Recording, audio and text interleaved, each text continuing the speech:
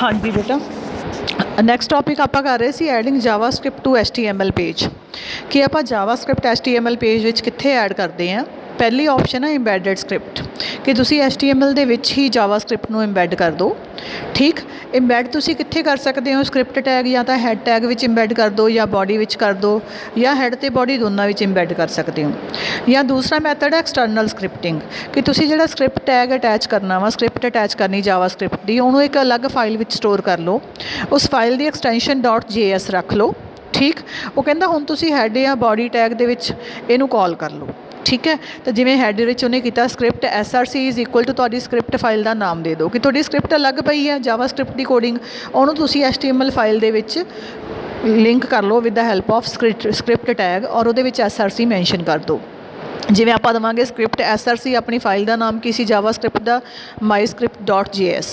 ठीक है, तो कहते एक्सटर्नल स्क्रिप्ट का बैनीफिट ये है कि तुसी स्क्रिप्टिंग जिवें एक्सटर्नल स्टाइल शीट का जिहड़ा बैनीफिट सी भी सारिਆਂ ते अपलाई हो जाती है। तो कहता एक्सटर्नल जावास्क्रिप्ट की परपस ये है स्क्रिप्टिंग का कि मल्टीपल पेजिस नूं तुसी सेम स्क्रिप्ट अपलाई कर सकते हो। ठीक है, तो वो कहता जावास्क्रिप्ट दे विच तुसी जिन्नी वारी अनलिमिटेड नंबर ऑफ पेजिस नूं लिंक कर सकते हो अगर तुसी एक्सटर्नल स्टाइल शीट्स एक्सटर्नल जिहड़ा स्क्रिप्टिंग यूज़ करते हो।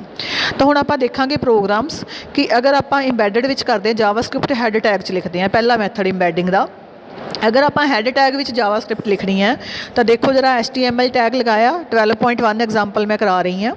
हैड टैग लगाया, टाइटल लगाना लगा दो अदरवाइज ऑप्शनल है। जोड़ा बोल्ड वाला टैग है स्क्रिप्ट टैग आप लगावांगे हैड टैग दे विच। Script type is equal to text JavaScript कि किहड़ी स्क्रिप्टिंग लैंगुएज है जावास्क्रिप्ट, तो टेक्स्ट/जावास्क्रिप्ट लिखते हैं। हुण टैग दे विच लिखा आप document.write hello world, तुसी जावास्क्रिप्ट विच लिखना चाहुंदे सी hello world। ठीक है, तो document.write एक आउटपुट स्टेटमेंट है जिहड़ी कि स्क्रीन ते डाटा लिखण लई यूज़ हुंदी है। तो उहदे विच आपां डबल कोट्स विच hello world लिखा तो hello आ जाऊगा hello world, अगर मैं hello लिखूँगी hello आ जाऊगा। स्क्रिप्ट टैग क्लोज करता, मतलब आपां जावास्क्रिप्ट विच बड़ी सिंपल जी एक लाइन रन करके देख रहे हैं भी जदों जावास्क्रिप्ट वाला प्रोग्राम रन होवे HTML दे नाल तो स्क्रीन ते hello world लिखिया आ जाए। तो पहले प्रोग्राम विच स्क्रिप्ट टैग देखो उन्हें लगाया होया हैड टैग दे विच। ठीक है, नो स्क्रिप्ट भी ऑप्शनल है। नो स्क्रिप्ट टैग का मतलब ये हुंदा भी जे जावास्क्रिप्ट ना चले तो किहड़ा मैसेज आवे, अगर नहीं चल गई तो हैलो वर्ड आऊगा, अगर नहीं चली तो जिवें इन्हें दिखाया होया सैकेंड डायग्राम विच तो मैसेज आऊगा कि your browser does not support JavaScript. ठीक है, नो स्क्रिप्ट टैग इसलिए हुंदा है। फिर हैड टैग क्लोज कर दो। बॉडी विच आपां हजे कुछ नहीं लगा रहे क्योंकि आपां सिर्फ जावास्क्रिप्ट दस रहे हैं भी हैड टैग विच किवें लगदी है। हैड टैग विच इसी तरह डॉक्यूमेंट राइट उन्हें दसता, मैं तुहानूं ऑलरेडी दस चुकी हैं कि एक आउटपुट स्टेटमेंट है जिहड़ी कि स्ट्रिंग नूं डिस्पले करन लई आपां यूज़ कर रहे हैं। दूसरा मैथड है जावास्क्रिप्ट नूं बॉडी टैग विच लगा लो। ठीक है, हैड टैग चाहे ना लगाओ, इत्थे HTML बॉडी टैग लगाओ सीधा, उहदे विच स्क्रिप्ट टैग लगा दो। Text type is equal to text JavaScript, उवें same document.write hello world script tag close कर दो।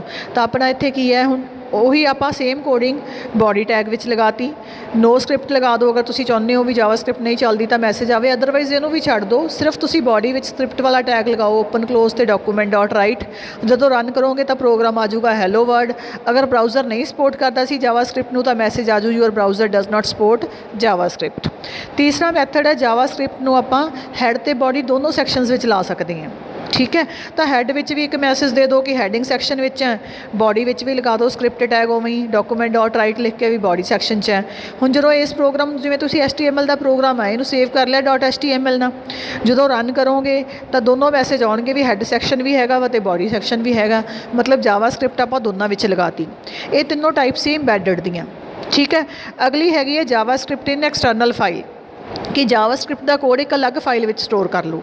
वो कहता एक खाली फाइल बनाओ नोटपैड दे विच उवें ही उहदे विच लिख लो document.write external script is working fine. ठीक है, एक लाइन लिख ली भी स्क्रीन ते मैसेज आवे, इनू सेव कर लो जिवें आपां स्टाइल शीट नूं सेव कीता सी अलग तो myscript.js।